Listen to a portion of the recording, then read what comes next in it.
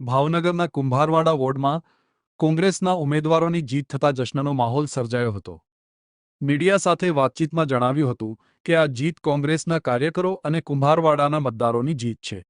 આ કોંગ્રેસના જીતેલા ઉમેદવારે જીતનો શ્રેય મતદારોને અને કોંગ્રેસના કાર્યકરોને આપ્યો હતો અને પૈસાથી મતદારોને ખરીદી નથી શકાતા તેવું કહીને શાબ્દિક પ્રહારો પણ કર્યા હતા।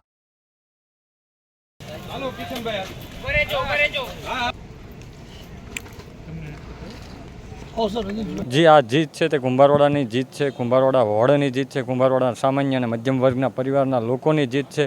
और मारी जेवा नवयुवान ने सामान्य परिवार में आवता युवान ने જ્યારે કુંભારવાડાની जनताए जीत माटे મને બહોળો પ્રતિસાદ આપ્યો છે તે માટે હું કુંભારવાડાની जनताનો આભાર માનું છું। સાથે સાથે મારા કોંગ્રેસના તમામ કાર્યકરોનો આભાર માનું છું। સાથે સાથે મારા તમામ મિત્રોનો પણ ખૂબ ખૂબ આભાર માનું છું।